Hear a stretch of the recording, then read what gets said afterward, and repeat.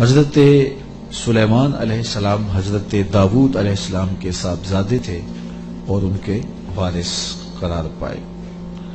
وَلَقَدْ آتَيْنَا دَاوُودَ وَسُلَيْمَانَ عِلْمًا، ارشاد فرمایا ہم نے حضرت داود اور حضرت سلیمان علیہ السلام کو علم عطا کیا۔ علماء نے لکھا ہے کہ اللہ نے انہیں اختیار دیا کہ یا حکومت لے لو، یا دولت لے لو، یا علم لے لو۔ تو انہوں نے کہا مالک ہمیں علم دے دیں، تو اللہ نے دولت و حکومت اس کے صدقے سے عطا کر دی۔ تو سب سے بڑی دولت علم ہے۔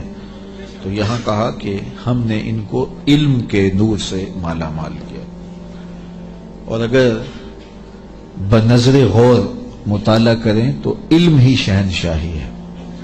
اسی زمانے میں ایک ملک کو فتح کر لیا گیا اور بادشاہ گرفتار کر کے حاضر لایا گیا، تو جو فاتح تھا اس نے مفتو کو کہا، اس بادشاہ کو کہا کہ ہم تجھے قتل نہیں کرتے، تمہیں جان کی امان دیتے ہیں، بلکہ اس حکومت میں تجھے عہدہ دینا چاہتے ہیں، اب تم بتاؤ کہ تمہیں کون سے منصب پہ رکھا جائے۔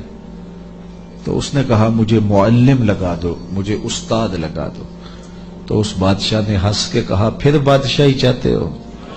تو یہ بادشاہی ہے، یہ شہنشاہی ہے علم۔ تو کہا ہم نے ان کو علم کی دولت سے مالا مال کیا۔ وقال الحمد للہ الذی فضلنا علی کثیر من عبادہ المؤمنین، انہوں نے اللہ کی بارگاہ میں عرض کی کہ ساری تعریفیں اللہ کے لیے ہیں جس نے ہمیں اپنے بہت سے مومن بندوں پر فضیلت بخشی ہے۔ نعمت کا شکریہ ادا کر رہے ہیں کہ اتنے اللہ کے بندے تھے، کتنی مخلوقات تھیں اور اہل ایمان بھی کتنے تھے، لیکن ہمیں علم دے کر کے اس نے فضل و شرف عطا کیا، اس پر ہم اللہ کا شکر ادا کرتے ہیں۔ تو علم نصیب ہو جانا یہ اللہ کی بہت بڑی نعمت ہے اور اس پر شکریہ ادا کرنا چاہیے، شکریہ سے نعمت میں اضافہ ہوتا ہے۔ ووارث سلیمان و داود، اور حضرت سلیمان حضرت داود علیہ السلام کے وارث ہوئے۔ قال یا ایھا الناس علمنا منطق الطیر واوتینا من کل شیء، آپ نے کہا اے لوگو ہمیں پرندوں کی بولی سکھائی گئی ہے اور ہمیں ہر چیز عطا کی گئی ہے، بے شک یہ اللہ کا واضح فضل ہے۔ جو بھی ضروریات تھیں، تخت و تاج کے جو بھی تقاضے تھے، وہ سارے کے سارے آپ کو عطا کیے گئے۔ حکومت ہے، تخت و تاج ہے، دولت ہے، فوجیں ہیں، تصرف ہے، اور غلے ہیں، جائیدادیں ہیں، زمینیں ہیں۔ کائنات کی کوئی شے ایسی نہیں ہے جس کا وافر حصہ انہیں نہ دیا گیا۔ تو کہا کہ ہمیں ہر شے دی گئی ہے اور یہ اللہ تعالیٰ کا بڑا واضح فضل ہے۔ وَحُشِرَ لِسُلَيْمَانَ جُنُودُهُ مِنَ الْجِنِّ وَالْإِنسِ وَالطَّيْرِ، اور حضرت سلیمان علیہ السلام کے لیے ان کے لشکر جنوں، انسانوں اور پرندوں میں سے جمع کیے گئے تھے۔ اللہ اکبر۔ فَهُمْ يُوزَعُونَ، جنہیں وہ بغرض نظم و تربیت جو ہے وہ آپ کی خدمت میں وہ روکے جاتے تھے اور وہ حاضر کیے جاتے تھے، جمع ہوتے اور پھر ان کو ایک ترتیب دیتے اور لشکر آراستہ ہوتے۔ یعنی آپ کی ملک میں انسان بھی تھے، جن بھی تھے آپ کے لشکر میں، اور پرندے بھی تھے۔ اور جب آپ کا لشکر چلتا تھا تو ایک سمت جن ہوتے، ایک سمت انسان ہوتے، اور اوپر پرندے پرواز کر رہے ہوتے۔ کتنی شان و شوکت پر مشتمل لشکر ہوتا حضرت سلیمان علیہ السلام کا۔ حتی اذا اتوا علی واد النمل، یہاں تک کہ جب وہ لشکر چیونٹیوں کے میدان میں آیا اور وہاں چیونٹیاں جمع تھیں، حضرت سلیمان اپنے پورے لشکر کے ساتھ، پوری شان و شوکت کے ساتھ جب وادی نمل میں داخل ہونے لگے، قالت نملۃ یا ایھا النمل ادخلوا مساکنکم، تو ایک چیونٹی نے کہا کہ اے چیونٹیوں اپنی رہائش گاہوں میں داخل ہو جاؤ، لا یحطمنکم سلیمان وجنودہ وہم لا یشعرون، حضرت سلیمان علیہ السلام اور ان کے لشکر تمہیں کچل نہ دیں اس حال میں کہ انہیں خبر بھی نہ ہو، التفات نہ کریں، توجہ نہ کریں، تم ننھی اور مہین مخلوق ہو اور ان کی توجہ تمہاری سمت نہ ہو اور وہ گزرتے ہوئے تمہیں رون ڈالیں، بے خبری میں ایسا ہو جائے تو تم جلدی کرو اپنی بلوں میں داخل ہو جاؤ۔ اس چیونٹی نے یہ بات اپنی ہم جولیوں سے کہی۔ حضرت امام فخر الدین رازی علیہ رحمہ اسی آیت کریمہ کی تفسیر میں لکھتے ہیں کہ اس چیونٹی کو یہ علم تھا کہ اللہ کے نبی کا لشکر جان بوجھ کر ننھی جان کو بھی ضائع نہیں کرتا، تو اس لیے اس نے کہا کہیں بے خبری میں تمہیں کچل نہ دیں۔ اگر ان کی توجہ ادھر ہوئی تو وہ ایسا کبھی نہیں کریں گے کہ تمہیں کچل ڈالیں۔ تو معلوم یہ ہوا کہ اللہ کے نبی کا لشکر، نبی کا تربیت یافتہ لشکر جان بوجھ کر ننھی جان کو بھی ضائع نہیں کرتا، اور جو جسموں کے ساتھ بم باندھ کر کے چھوٹے چھوٹے بچوں میں گھس جاتے ہیں اور بازاروں میں جا کے پھٹ جاتے ہیں اور پھر بعد میں بڑے فخر سے ذمہ داریاں قبول کرتے ہیں، یہ کسی نبی کا لشکر نہیں، شیطان کا لشکر۔ نبی کا تربیت یافتہ لشکر، قرآن بتاتا ہے، یہ چیونٹی بھی جانتی تھی کہ نبی کی تعلیم اتنی واضح ہے اور نبی امن کا پیغمبر بھی ہوتا ہے، اس لیے کبھی ایسا نہیں ہو سکتا کہ نبی کا تربیت یافتہ لشکر ہو اور جان بوجھ کر کے ننھی جان کو بھی ضائع کرے۔ رسول کریم صلی اللہ علیہ وآلہ وسلم جب کوئی لشکر روانہ کرتے تو اسے حکم دیتے کہ بوڑھوں کو قتل نہیں کرو گے، بچوں کو قتل نہیں کرو گے، عورتوں کو قتل نہیں کرو گے، ان کے مذہبی رہنماؤں کو، پادریوں کو قتل نہیں کرو گے، ان کے عبادت خانے نہیں توڑو گے، فصلیں نہیں اجاڑو گے۔ یہ کافر جو تھے، ان کافروں کے بچوں کو بھی قتل کرنے سے روک دیا گیا، کافروں کے بوڑھوں کو قتل کرنے سے بھی روک دیا گیا، اور جو کفار ہیں ان کی خواتین کے قتل سے بھی منع کر دیا گیا، اور جو مسلمانوں کی نسلیں کاٹ کے رکھ دے اور اس پہ ذمہ داریاں قبول کریں، کوئی بدبخت ہوگا جو ان کی حمایت کرے گا اور ان کو اسلام کا نمائندہ قرار دے گا۔ وہ دشمن اسلام ہو سکتے ہیں، اسلام کے نمائندے نہیں ہو سکتے۔ تو اس چیونٹی نے کہا کہ اپنی بلوں میں داخل ہو جاؤ، کہیں نبی کا لشکر بے خبری میں تمہیں کچل نہ دے۔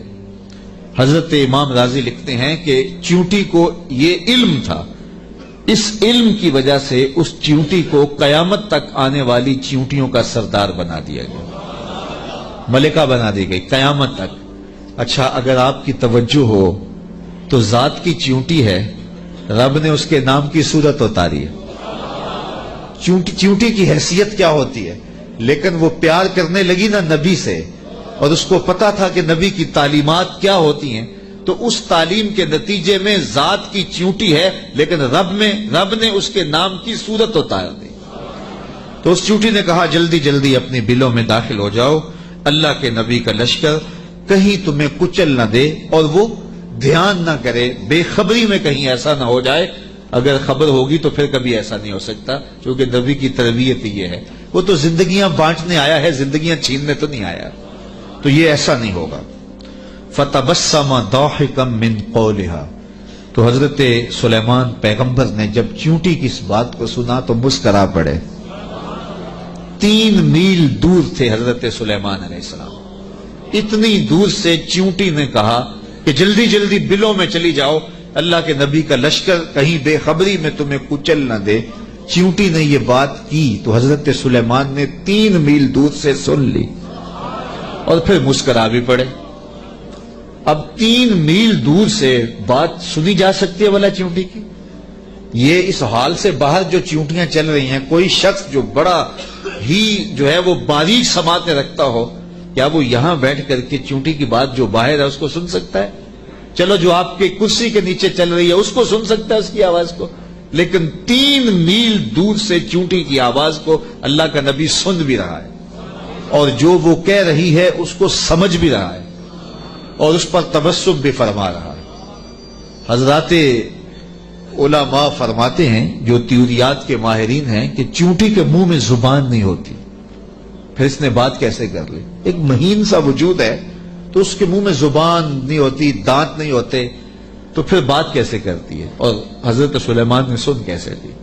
تو کہا چیونٹی کے منہ کے قریب دو باریک سے بال ہوتے ہیں، مہین سے دو ریشے ہوتے ہیں، جب اس نے بات کرنی ہوتی ہے تو ان بالوں کو قریب کر کے رگڑتی ہے، اس رگڑنے سے جو آواز پیدا ہوتی ہے اس سے وہ اپنی ہم جولی کو کوئی میسج دے رہی ہوتی ہے۔ اللہ کے نبی کی شان یہ ہے کہ چیونٹی کے باریک اور مہین بالوں کے رگڑنے سے جو آواز پیدا ہوتی ہے 3 میل دور سے اس آواز کو سنتا بھی ہے اور اس سے جو مفہوم نکلتا ہے اس کو سمجھتا بھی ہے۔ اور یہ اس نبی کی شان ہے جو ہاتھ باندھ کے مسجد اقصی میں تیرے نبی کے پیچھے کھڑا تھا۔ تو جب غلام کی یہ شان ہے تو امام کی شان کا عالم کیا ہوگا؟ یہ شان ہے خدمت گاروں کی، سرکار کا عالم۔ مولوی کا تو دماغ خراب ہو گیا ہے کہ اس کی سماعتوں کو تول رہا ہے جس کے غلاموں کی سماعتوں کو نہیں تولا جا سکتا۔ اللہ اکبر۔ فتبسم ضاحکا من قولها، یہ میں نہیں کہہ رہا، یہ قرآن کہہ رہا ہے۔ حضرت سلیمان پیغمبر نے اس چیونٹی کی بات کو سنا، سن کے سمجھے اور پھر تبسم کیا۔ اللہ اکبر۔ وقال رب اوزعنی ان اشکر نعمتک التی انعمت علی وعلی والدی وان اعمل صالحا ترضاہ وادخلنی برحمتک فی عبادک الصالحین۔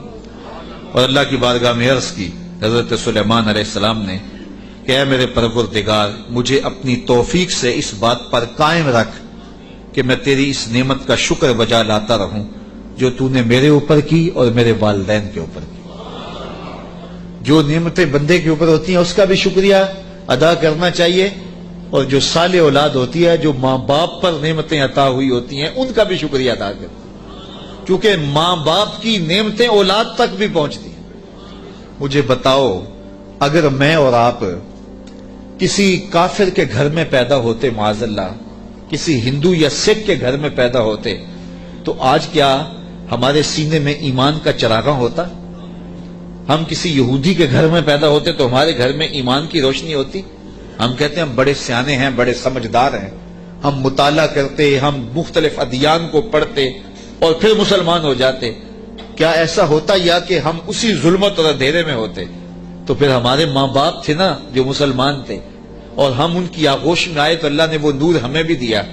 تو ہمیں اپنے اوپر ہونے والے اس کرم کا احسان کرنا، احسان جو ہے وہ اللہ کے حضور، اس کا شکر ادا کرنا چاہیے، اور ساتھ یہ بھی شکر ادا کرنا چاہیے کہ مالک تیرا کرم ہے کہ تو نے ہمارے ماں باپ کو دین دیا تھا، اور وہ نعمت ہمیں ان کی وساطت سے نصیب ہو گئی۔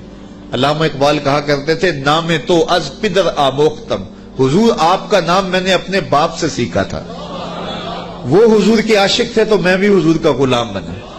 ہمارے ماں باپ حضور کا نام لیتے تھے تو کیا کیفیتیں ہوتی تھی، آنکھوں میں آنسو آ جاتے تھے۔ تو آج چونکہ وہ حضور کے عاشق تھے، وہ حضور سے محبت کرنے والے تھے، وہ اولیاء کی چوکھٹوں پہ جانے والے تھے، تو آج اللہ نے یہ دولتیں ہمارے سینے میں بھی رکھی۔ تو جب اس نعمت کا شکریہ ادا کریں جو ہمارے وجود پر ہیں، تو ان نعمتوں کا شکریہ بھی ادا کریں جو ہمارے والدین پہ ہوئی ہیں۔ تو حضرت سلیمان نے یہ ہمیں شکر کرنے کا ایک عجیب طریقہ دیا، خوبصورت طریقہ دیا، اور عرض کی مالک میں ان نعمتوں کا شکر ادا کرتا ہوں جو تو نے میرے اوپر کی، اور ان نعمتوں کا بھی شکریہ میں ادا کرتا ہوں جو میرے ماں باپ پر کی۔ اللہ اکبر۔ اور مجھے یہ توفیق دے کہ میں ایسے نیک عمل کرتا رہوں جن سے تو راضی ہو۔ اللہ اکبر۔ اور مجھے اپنی خاص رحمت سے اپنے نیک بندوں میں داخل فرما لے۔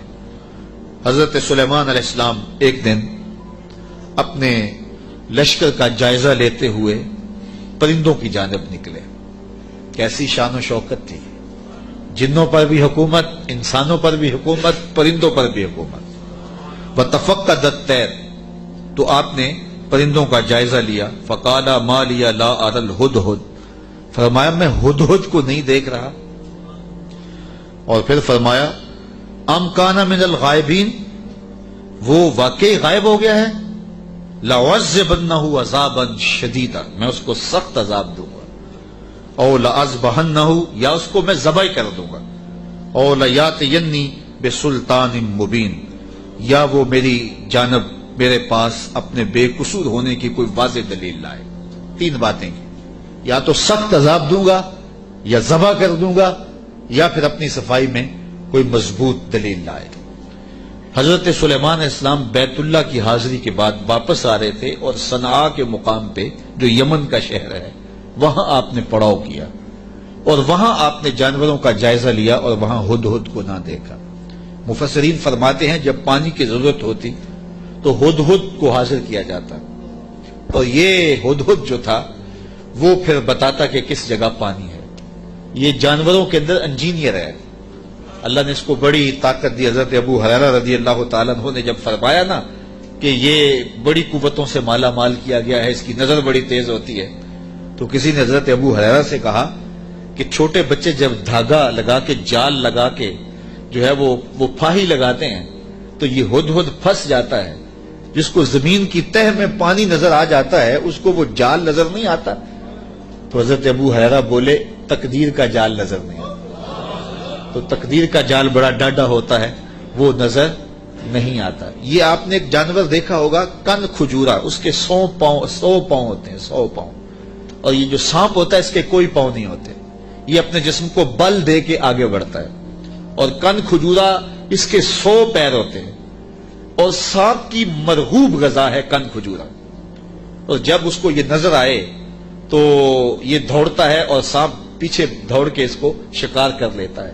تو کسی نے کن کھجورے سے پوچھا کہ تیرے 100 پیر ہیں اور سانپ کا ایک بھی نہیں ہے اور پھر بھی تو پکڑا جاتا ہے؟ اس نے کہا تقدیر کے آگے پاؤں نہیں چلتے۔ تو کہا کہ وہ دھاگا تقدیر کا ہے، وہ ہدہد کو نظر نہیں آتا اور وہ بچے اسے پکڑ لیتے ہیں۔ تو ہدہد حضرت سلیمان علیہ السلام کا درباری پرندہ تھا، اور حضرت سلیمان علیہ السلام اس سے محبت کرتے تھے، یہ بھی اللہ کے نبی سے پیار کرتا تھا، بلکہ صاحب روح البیان نے ہدہد کے عنوان سے بڑی باتیں لکھی ہیں، کچھ لطیفے بھی ذکر کیے ہیں۔ کہتے ہیں ایک دن یہ ہدہد چونکہ لاڈلا پرندہ تھا حضرت سلیمان کا، تو حضرت سلیمان علیہ السلام کو کہنے لگا کہ میں آپ کے لشکر کی دعوت کرنا چاہتا ہوں۔ آپ نے کہا اتنا بڑا لشکر ہے اور تو میرے لشکر کی دعوت کرے گا؟ کہا جناب دعوت قبول کیجیے۔ تو کہا ٹھیک ہے، آج دوپہر کو میں آپ کے لشکر کی دعوت کروں گا۔ جب دوپہر کا وقت آیا تو دریا کنارے لشکر نے پڑاؤ کیا ہوا تھا، تو ہدہد کبھی دائیں کبھی بائیں اڑانے بھر رہا ہے۔ تو کہا میاں وقت ہو گیا ہے، اب لاؤ نا کھانا، تم نے آج ہماری دعوت کی ہے۔ کہا جی اسی کا انتظام کرنا۔ تھوڑی دیر کے بعد اس نے فضا میں ایک چڑیا شکار کی اور اس کو فضا میں توڑ کر کے پانی میں پھینک دیا اور لشکر کو آواز دی جس کے ہاتھ میں بوٹی آتی ہے بوٹی لے لے، باقی شوربہ پی لے۔ تو اس پرندے سے چونکہ بڑا پیار تھا، جب اس کو نہ دیکھا تو غصے میں آ گئے، کہا ما لیا لا اری الہدہد، میں ہدہد کو نہیں دیکھ رہا، کیا وہ واقعی غائب ہے؟ اچھا میں اس کو ذبح کر دوں گا یا سخت سزا دوں گا یا پھر وہ مجھے اپنی بے گناہی کی کوئی دلیل پیش کرے۔ اب ہدہد کہاں چلا گیا؟ حضرات مفسرین لکھتے ہیں کہ وہ حضرت سلیمان علیہ السلام استراحت کرنے لگے تو وہ اڑ کے قریب ایک باغ میں چلا گیا، وہاں ایک اور اس کا ہم جنس ہدہد بیٹھا ہوا تھا۔ اس نے پوچھا کدھر سے آئے ہو؟ اس نے کہا کہ میں اپنے نبی کے ساتھ گیا تھا، اپنے شہنشاہ کے ساتھ گیا تھا، اور ان کی حکومت جنوں پر بھی ہے، انسانوں پر بھی ہے، پرندوں پر بھی ہے۔ تو اس نے کہا کہ میری جو بادشاہ ہے میرے ملک وہ عورت ہے اور اس کا ایک تخت بہت بڑا، اور میں تمہیں دکھاؤں۔ تو وہ ہدہد کو ساتھ لے گیا اور اتنے میں دیر ہو گئی۔ حضرت سلیمان غصے میں آ گئے، کہا کہ کدھر ہے؟ لاؤ اسے حاضر کرو۔ آپ کا جو درباری شہباز تھا وہ اڑا فضا میں بلند ہوا تو ہدہد آتا دکھائی دیا، تو اس نے اس کے اوپر جھپٹ کے حملہ کرنا چاہا، تو ہدہد نے کہا تجھے واسطہ دیتا ہوں اس رب کا جس نے تجھے میرے پہ طاقت دی ہے، مجھے اپنا معاملہ حضرت سلیمان کے پاس جا کے پیش کر لینے دے۔ کہا انہوں نے کہا ہے کہ تجھے قتل کر دوں گا، ذبح کر دوں گا یا تجھے سخت سزا دوں گا، اب تو بچ نہیں پائے گا۔ تو ہدہد نے کہا کہ انہوں نے کوئی استثناء بھی کیا تھا؟ کہا ہاں، انہوں نے کہا تھا یا کوئی مضبوط خبر لائے، اپنا معقول عذر پیش کرے۔ کہا پھر خیر ہے۔ اب ہدہد حضرت سلیمان کے پاس آیا اور مفسرین کہتے ہیں اس نے اپنے پر جھکا لیے اور دم بھی جھکا لی اور حضرت سلیمان کے سامنے عرض کی کہ اس رب سے ڈریے جس کے حضور آپ رب قیامت کے دن پیش ہوں گے۔ بس یہ بات کہنے کی دیر تھی کہ حضرت سلیمان کا غصہ ٹھنڈا ہو گیا۔ فرمایا بتاؤ کدھر گئے تھے؟ تو ہدہد نے کیا جواب دیا، سنو قرآن کیا کہتا ہے، فَمَكَثَ غَيْرَ بَعِيدٍ، تو پس وہ تھوڑی ہی دیر ٹھہرا تھا، کہ وہ حاضر ہو گیا، اور حاضر ہو کے اس نے کہا فقال، اس نے کہا احطت بما لم تحط به وجئتک من سبع بنبأ یقین، اس نے کہا کہ حضور میں ایسی بات معلوم کر کے آیا ہوں جس پر شاید آپ مطلع نہ تھے، اور میں آپ کے پاس ملک سبا کی ایک یقینی خبر لایا ہوں۔ آپ نے اس چیز کا مشاہدہ نہیں کیا جس کا میں مشاہدہ کر کے آیا ہوں، تو میں ایک یقینی خبر آپ کو جو چشم دید ہے وہ بتانا چاہتا ہوں۔ حضرت سلیمان نے کہا بتاؤ، کہا انی وجدت امرأۃ تملکہم وأوتیت من کل شیء ولہا عرش عظیم، اس نے کہا میں ایک ایسی خاتون کو دیکھا ہے جو بادشاہت کے تخت پہ براجمان ہے، میں نے ایک ایسی عورت دیکھی ہے وہاں جو ان پر حکومت کرتی ہے اور اقتدار کی مسند پہ بیٹھی ہے، اور اسے ملکیت و اقتدار میں ہر چیز بخشی گئی ہے، اور اس کے پاس بہت بڑا تخت ہے۔ یہ شہرہ آفاق تخت تھا جو ملکہ بلقیس کے پاس تھا، اور یہ 40 ہاتھ چوڑا تھا، 80 ہاتھ لمبا تھا۔ شرعی ہاتھ جب کہا جاتا ہے تو وہ کونی تک ہوتا ہے، تو گویا دوسرے لفظوں میں 1.5 فٹ کا ایک ہاتھ لگائیں تو یہ 60 ہاتھ چوڑا تھا، اور 120 ہاتھ جو ہے وہ لمبا تھا۔ سونے چاندی اور قیمتی دھاتوں کا بنا تھا، اور 7 منزلیں تھیں اس کی، اور قیمتی موتی اس کے اوپر لگے تھے، اور جب وہ اپنا دربار لگاتی تو اس تخت کے اوپر بیٹھتی، اور اس کے 12,000 سردار تھے قوم کے جن کے تحت فوجیں تھیں، اور ایک مضبوط نظم و نسق تھا، ہر شے، فوجیں، آلات حرب و ضرب، بہت کچھ دیا گیا تھا۔ تو اس بات کی کہانی سنائی، اور آگے فرمایا وجدتها وقومها يسجدون للشمس من دون اللہ، میں نے دیکھا ہے وہ اور اس کی قوم اللہ کے علاوہ سورج کو پوجتی ہے، اللہ کو چھوڑ کر سورج کی پرستش کرتی ہے۔ وَزَيَّنَ لَهُمُ الشَّيْطَانُ أَعْمَالَهُم، اور شیطان نے ان کے لیے ان کے اعمال مزین کر دیے ہیں۔ فَصَدَّهُمْ عَنِ السَّبِيلِ، اور شیطان نے ان کو راہ حق سے، راہ توحید سے روک دیا ہے۔ فَهُمْ لَا يَهْتَدُونَ، اور وہ ہدایت نہیں پا رہے۔ اللہ يسجدوا للہ الذی یخرج الخبأ فی السماوات والارض ویعلم ما تخفون وما تعلنون۔ اللہ اکبر، اس لیے روکے گئے ہیں کہ وہ اللہ کے حضور سجدہ ریز نہ ہوں جو آسمانوں اور زمینوں میں پوشیدہ حقائق اور موجودات کو باہر نکالتا ہے، یعنی ظاہر کرتا ہے، اور وَيَعْلَمُ مَا تُخْفُونَ، اور جو تم ظاہر کرتے ہو، جو تم چھپاتے ہو، وَمَا تُعْلِنُونَ، اور جو تم ظاہر کرتے ہو اور جو تم چھپاتے ہو وہ سب کو جانتا ہے، اس کی نظر میں کوئی پوشیدہ نہیں ہے۔ اللہ لا الہ الا هو رب العرش العظیم، اللہ کے سوا کوئی عبادت کے لائق نہیں، وہی عظیم تخت اقتدار کا مالک ہے۔ ملکہ بلقیس کا تخت کیا ہے؟ تخت تو میرے رب کا ہے، عرش تو اس کا ہے، تو اس نے یہ بات کہی۔ حضرت سلیمان نے ہدہد سے کہا کالا سننظر اصدقت ام کنت من الکاذبین، کہا کہ ہم ابھی دیکھتے ہیں کہ تو سچ کہہ رہا ہے یا جھوٹ بول رہا ہے۔ کالا سننظر اصدقت ام کنت من الکاذبین، تو سچا ہے یا جھوٹا ہے۔ اذهب بکتابی ھذا فالق الیہم ثم تول عنہم فانظر ماذا یرجعون، آپ نے خط لکھا اور ہدہد کو دیا، کہا اس کو لے جاؤ اور یہ خط ان کی طرف ڈال دو، اور اس کے بعد ان کے پاس سے ہٹ جاؤ، پھر دیکھ کہ وہ کس بات کی طرف رجوع کرتے ہیں۔ اس خط کے اوپر حضرت سلیمان علیہ السلام نے تحریر کی، ہدہد کے سپرد کیا۔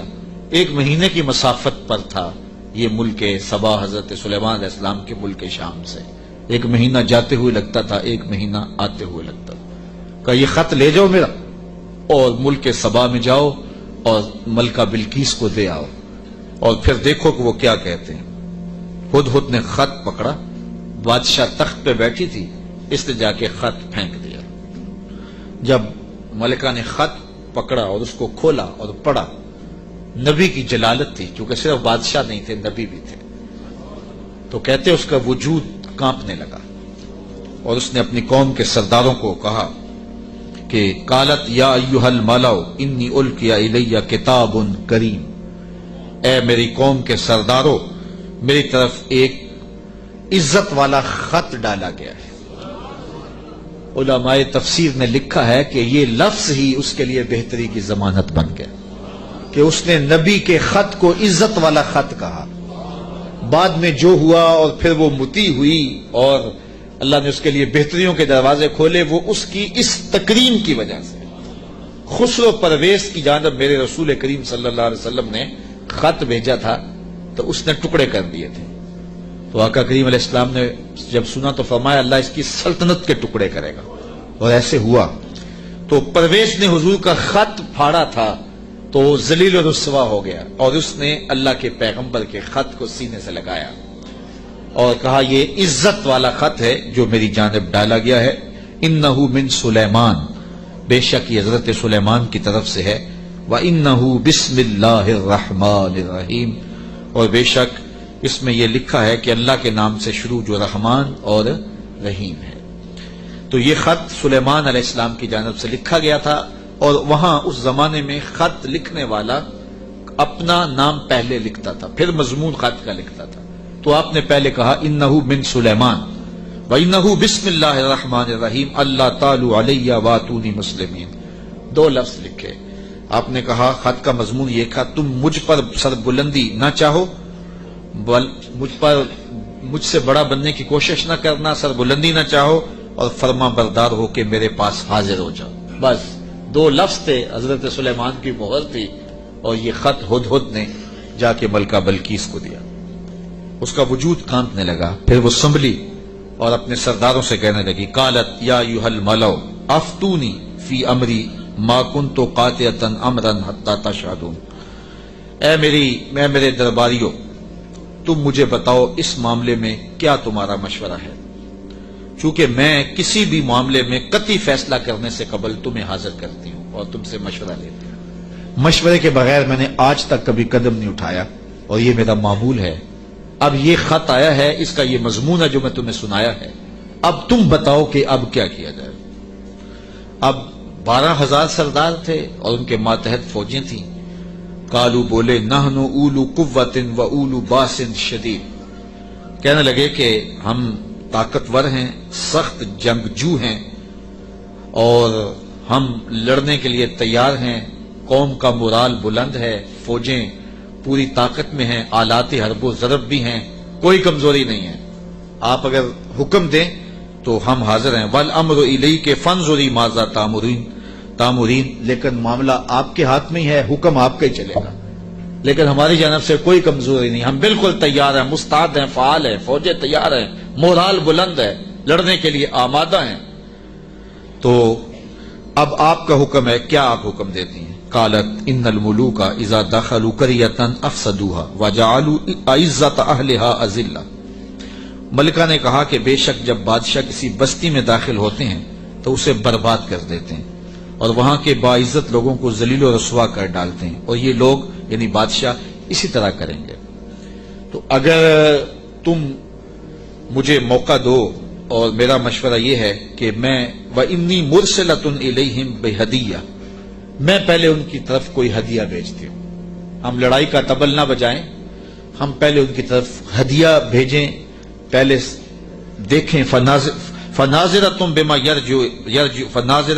يَرْجُو الْمُرْسَلُونَ، پھر ہم دیکھتے ہیں کہ جو ہمارے قاصد گئے ہیں وہ کیا پیغام لاتے ہیں. اگر وہ ہمارے ہدیے کو قبول کر لیتے ہیں اور کوئی ہماری سیٹنگ ہو جاتی ہے تو پھر تو لڑائی کی ضرورت نہیں ہے. لڑائی بہت خطرناک ہوتی ہے، اس کے انجام بڑے بھیانک ہوتے ہیں. وہ تھی بڑی سمجھدار. فوجوں نے کہا ٹھیک ہے، جرنیلوں نے کہا لڑیں گے، اور سرداروں نے کہا قوم کا مورال بلند ہے، اور جو ہے وہ افسروں نے کہا کہ ہماری فوج بڑی ٹریننگ یافتہ ہے، ہمارے پاس آلات وہ ضرب موجود ہیں، لڑیں گے. لیکن اس نے کہا صبر کرو، پہلے میں کوئی تحفہ دے کے قاصد بھیجتی ہوں. وہ قاصدوں کو کیا جواب دیتے ہیں؟ لڑائی تو آخری حل ہے، پھر ہم دیکھیں گے. فلما جاء سلیمان، جب قاصد حضرت سلیمان کے پاس آیا، کہتے ہیں وہ تحفہ کیا تھا؟ مفسرین نے لکھا ہے کہ وہ سونے کی اینٹ تھی، اور اس کو قیمتی کپڑے میں دیباج میں لپیٹ کر کے باقاعدہ اس کے لیے جو ہے وہ ایک چیز بنائی گئی، اور غلافوں میں لپیٹ کر کے وہ خادم حضرت سلیمان کے پاس قاصد لے کر حاضر ہوا کہ ان کو اینٹ پیش کریں. چونکہ سونے اور چاندی سے بادشاہ لوگ بڑے خوش ہوتے ہیں، حضرت سلیمان کو جب پتا چلا کہ ان کے قاصد آ رہے ہیں اور اللہ کے نبی نے نور نبوت سے دیکھا بھی وہ کیا لا رہے ہیں، تو جنوں کو کہا حاضر ہو جاؤ۔ حاضر ہو گئے۔ کہا 1000 سونے کی اینٹیں میرے تخت کے آگے فرش پر بچھا دو۔ تو جب اینٹیں بچھی ہوئی انہوں نے دیکھی تو وہ جو تحفہ لے کے آئے تھے سنبھال کے ایک اینٹ، انہوں نے دیکھا کہ وہ اینٹیں تو قدموں میں پڑی ہوئی، تو اب وہ تحفہ دیتے ہوئے شرم محسوس کرنے لگے۔ کیا دے؟ الٹے بانس بریلی کو، یہاں تو اینٹیں قدموں میں پڑی ہوئی ہیں۔ علاؤ الدین خلجی ساری زندگی تڑپتا رہا کہ حضرت خواجہ نظام الدین اولیاء کی بارگاہ میں حاضری دوں۔ آپ مانتے نہیں تھے، آپ کا مزاج ایسا تھا کہ شاہوں سے گریزاں تھے، تو اس نے بڑا زور کیا۔ خیر جب اس نے یہ ارادہ کر لیا کہ میں حاضر ہونا ہے تو آپ نے علاؤ الدین کو لکھا کہ فقیر کی خانقاہ کے 2 دروازے ہیں، اگر تو ایک سے آیا تو میں دوسرے سے باہر نکل جاؤں گا، اور اگر تو نے زیادہ تنگ کیا تو تیرا شہر چھوڑ جاؤں گا۔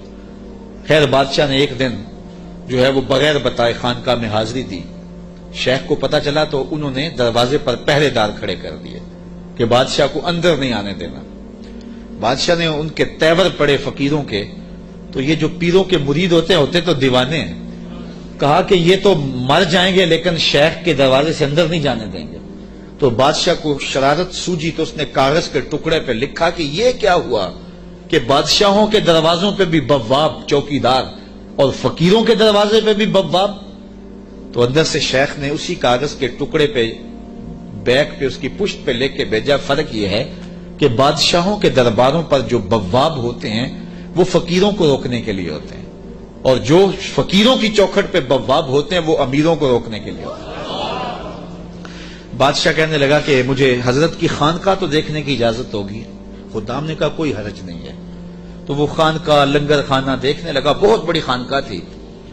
تو جب وہ استبل میں گیا تو کیا دیکھا کہ جو گھوڑے ہیں ان کی جو میخیں ہیں، قلعے ہیں، وہ چاندی کے ہیں، اور جو ان کے پاؤں میں زنجیریں پڑی ہوئی ہیں جن سے وہ بندھے ہوئے ہیں وہ زنجیریں سونے کی ہیں۔ تو بادشاہ بڑا حیرت زدہ ہوا، تو اس نے پھر کاغذ کے ٹکڑے پہ لکھا کہ یہ کیا ہوا کہ بادشاہوں کے پاس بھی سونا اور چاندی اور فقیروں کے پاس بھی سونا اور چاندی، فرق کیا ہوا؟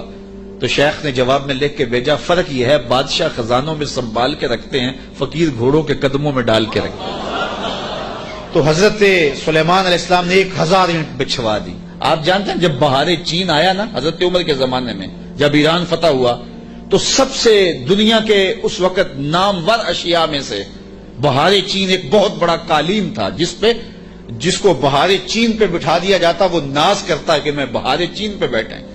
آج وہ کسی کو وہ سرخ قالین پہ جو ہے وہ لے کے جاتے ہیں تو کہتے ہیں میرے لیے سرخ قالین بچھائے گئے، امریکہ میں یا جو ہے وہ میرے لیے جو ہے وہ برطانیہ میں یہ اعزاز دیا گیا ہے کہ مجھے سرخ قالینوں پہ میرا استقبال کیا گیا، سرخ قالین بچھائے گئے۔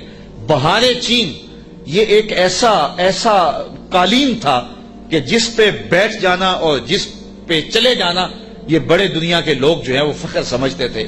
جب حضرت فاروق اعظم کا زمانہ آیا تو یہ علاقہ فتح ہوا تو یہ اونٹوں پہ لاد کر کے یہ بہار چین مدینے بھیجا گیا۔ تو حضرت عمر کے پاس جب بہار چین آیا تو کہا کہ اب اس کو کہاں رکھے؟ تو کسی نے کہا جی مسجد نبوی میں بچھائیں۔ کہا یہ مسجد نبوی میں بچھائیں؟ وہاں کی جو چٹائیاں ہیں اس قالین سے افضل ہیں، وہاں اس کو یہاں نہیں بچھائیں گے۔ تو کہاں رکھے؟ حضرت عمر نے حکم دیا کہ مسجد نبوی کے باہر جہاں لوگ جوتے اتارتے ہیں وہاں رکھا جائے، اور وہ بہار چین جس پہ لوگ بیٹھنا اعزاز سمجھتے لوگ وہاں جوتے پوچھ کے گزرتے تھے۔ تو فقیروں کی نظر میں کیا چیز ہوتی ہے ان چیزوں کی؟ تو 1000 اینٹ جب بچھی ہوئی دیکھی تو وہ کیا تحفہ دیتے؟ حضرت سلیمان علیہ السلام نے کہا کالا اتو مدوننی بمال، تم مجھے مال سے میری مدد کرتے ہو؟ تم کیا سمجھتے ہو تم میرے پاس جو ہے وہ مال و دولت سے میری مدد کرنا چاہتے ہو؟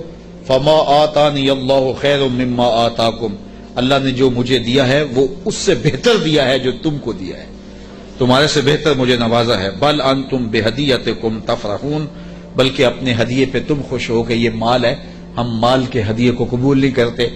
ایک طرف سورج کو پوجا جا رہا ہے، رب کے ساتھ شریک ٹھہرایا جا رہا ہے، اور میں ایک اینٹ لے کے راضی ہو جاؤں سونے کی، اور تم اللہ کی مخالفت کرتے رہو۔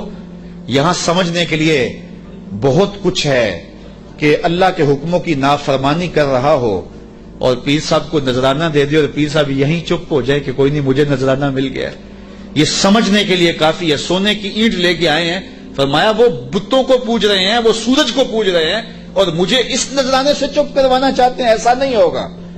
اور آپ نے اس قاصد کو پیغام دیا، ارجع الیہم، جا ان کے پاس اور ان کو بتا جا کے کہ فَلَنَاتِيَنَّهُمْ بِجُنُودٍ لَا قِبَلَ لَهُمْ بِهَا وَلَنُخْرِجَنَّهُمْ مِنْهَا أَذِلَّةً وَهُمْ صَاغِرُونَ، ان کو جا کے بتا کہ ہم ایسا لشکر لے کے آ رہے ہیں جس کا تم مقابلہ نہیں کر پاؤ گے، اور تمہیں ذلیل کر کے رسوا کر کے شہروں سے نکالیں گے، تیار ہو جاؤ۔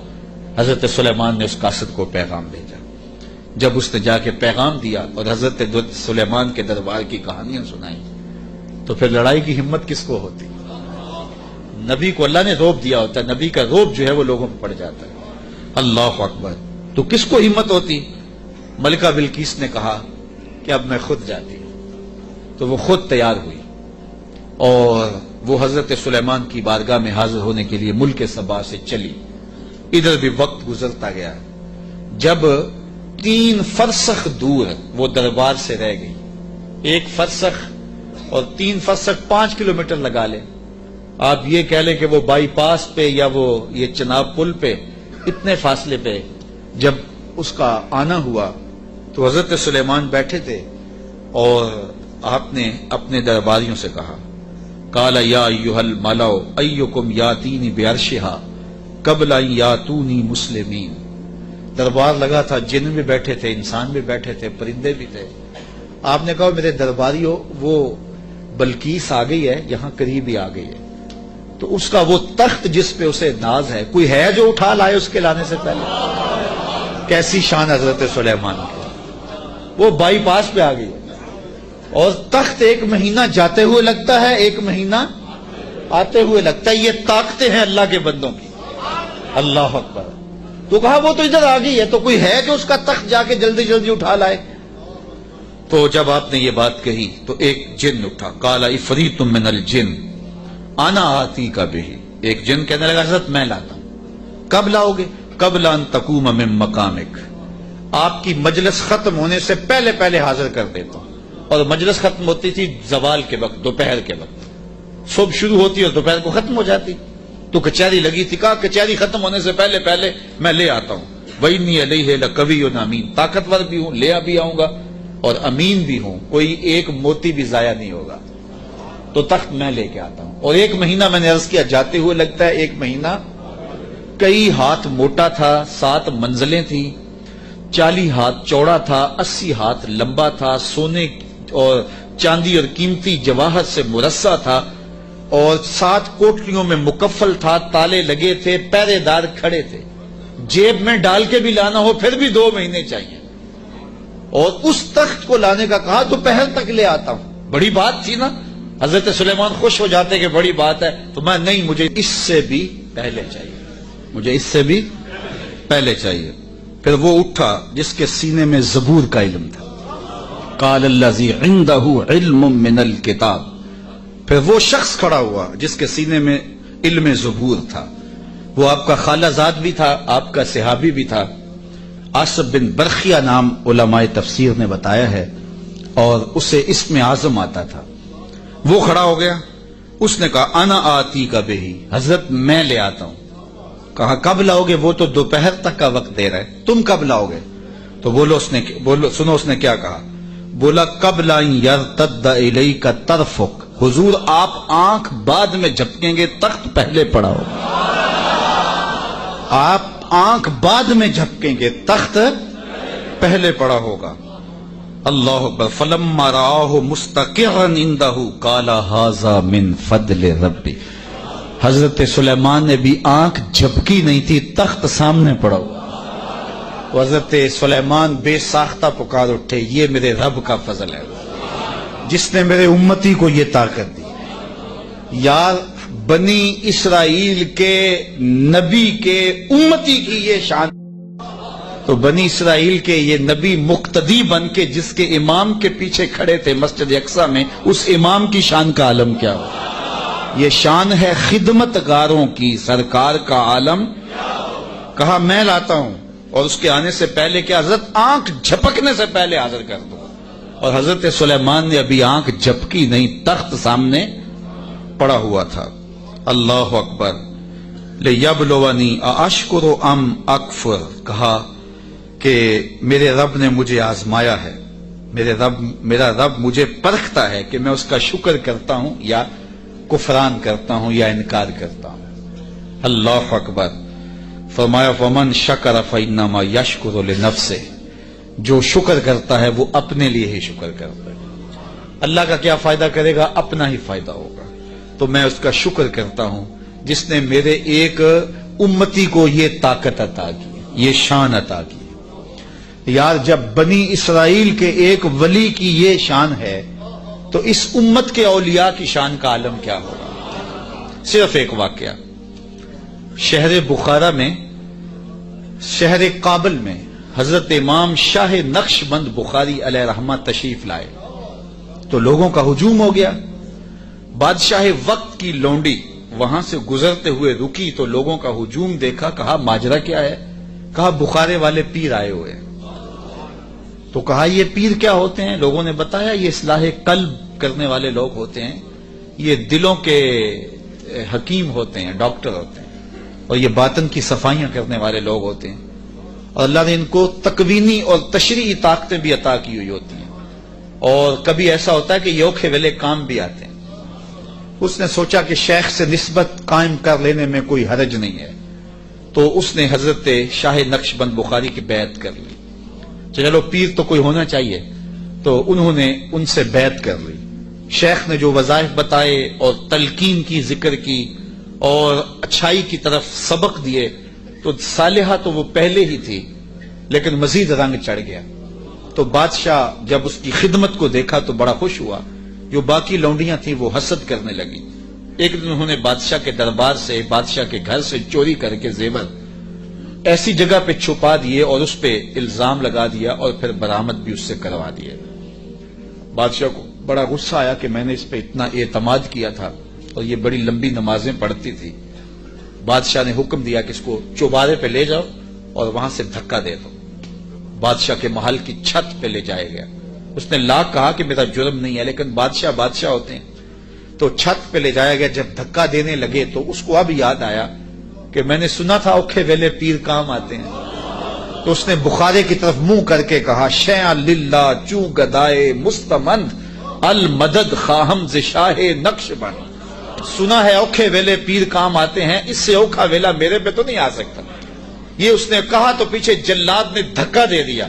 جب نیچے آئی تو حضرت شاہ نقشبند بخاری کا دامن پھیلا ہوا تھا۔ آپ نے آرام سے پکڑ کے نیچے رکھ دیا تو اس نے حیرت سے پوچھا حضرت آپ کب آئے ہیں؟ تو شاہ نقشبند بخاری فرمانے لگے تو از چبارہ آمدی من از بخارا آمدم، تو چبارے سے چل پڑی تھی میں بخارے سے چل پڑا۔ تو کہا حضرت آنکھ جھپکنے سے قبل وہ تخت حاضر کر دوں گا۔ جب تخت حاضر ہو گیا کہا یہ میرے رب کا فضل ہے جس نے مجھے اتنی طاقت عطا فرمائی۔ ومن کفر فإن ربی غنی کریم۔ اور اگر کوئی ولیوں کی اس طاقت کو نہیں مانتا، نبیوں کی اس طاقت کو نہیں مانتا، اللہ کے بندوں کی طاقتوں کو نہیں مانتا، اللہ کو پرواہ بھی کوئی نہیں۔ نہ مانے کوئی، اللہ کو کیا پرواہ ہے، وہ غنی بھی ہے اور کریم بھی ہے۔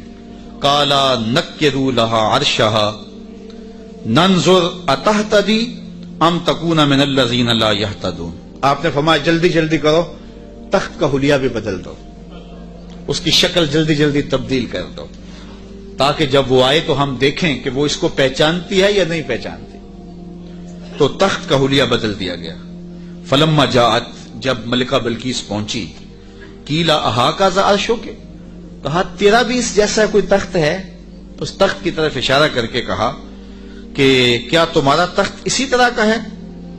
تو قالت کانہ ہوا، بولی یہ وہی تو ہے، یہ وہی تو ہے، بولی یہ وہی ہے۔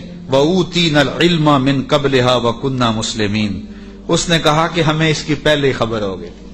حضرت آپ تخت کو بدل بدل کے نہ دکھائیں، ہم پہلے ہی مان گئے ہیں، ہم پہلے ہی مان گئے ہیں، اور ہم مطیع بن کے آئے ہیں، فرما بردار بن کے آئے ہیں۔ وَصَدَّهَا مَا كَانَتْ تَعْبُدُ مِن دُونِ اللَّهِ، اور اس ملکہ کو اس معبود باطل نے پہلے قبول حق سے روک رکھا تھا۔ اللہ اکبر۔ کس نے؟ جس کو وہ اللہ کے علاوہ پوچھتی تھی۔ انہا کانت من قوم کافرین، بے شک وہ کافر قوم سے تھی۔ قیلا لہا ادخلی الصرح، اس کو کہا گیا اب محل میں آ جاؤ، یہ تو منظر باہر ہی تھا، کہا اب آ جاؤ ہمارے محل کے اندر۔ جب محل میں داخل ہوئی فلما رأتہ حسبتہ لجہ، ایسے کیا گیا تھا کہ پانی ڈال کر کے حوض بنا کے اس میں پانی ڈالا، مچھلیاں ڈالے اور اس اوپر ایک شیشہ رکھ دیا، اور وہ شیشہ اتنا خوبصورت تھا اور اتنا لطیف تھا کہ محسوس نہیں ہو رہا تھا شیشہ ہے، لگتا تھا آگے تالاب ہے، تو اور کوئی راستہ بھی نہیں تھا۔ تو جب وہ گزرنے لگی حسبتہ لجہ، اس نے اس نیلگوں پانی کی لہریں جب چلتی ہوئی دیکھیں تو وہ سمجھی کہ یہ تو کوئی جو ہے وہ تالاب ہے۔ وَكَشَفَتْ عَنْ سَاقَيْهَا، اس نے اپنی پنڈلیوں سے کپڑا اوپر کر لیا۔ قَالَ إِنَّهُ صَرْحٌ مُمَرَّدٌ مِّن قَوَارِيرَ، حضرت سلیمان علیہ السلام نے فرمایا کہ یہ گہرے پانی کا تالاب نہیں ہے، بلکہ یہ تو شیشوں کا جڑا ہوا محل کے، شیشوں سے جڑے ہوئے محل کا صحن ہے، اور یہ جو ہے وہ ایسا ماجرا نہیں ہے، تو اپنے لباس کو اوپر کر لے۔ قالت رب انی ظلمت نفسی، تو وہ کہنے لگی میں نے اپنے نفس پہ میرے رب ظلم کیا ہے، اور آج میں اس مجمع کو گواہ بنا کے، تیرے پیغمبر کو گواہ بنا کے آج اس محل کے اندر میں اعلان کرتی ہوں وَأَسْلَمْتُ مَعَ سُلَيْمَانَ لِلَّهِ رَبِّ الْعَالَمِينَ، میں حضرت سلیمان کے رب پر، تمام جہانوں کے رب پر ایمان لاتی ہوں، اور ایمان کی دولت سے مالا مال ہوئی۔ پھر حضرت بلقیس کا نکاح کیا حضرت سیدنا سلیمان سے ہوا یا دوسری روایت کے مطابق طبع یمن سے ہوا، اس کے بارے میں روایات مختلف ہیں، مفسرین نے دونوں باتیں لکھی ہیں۔ تو اللہ کے نبی کی شان ہی کیا نرالی تھی۔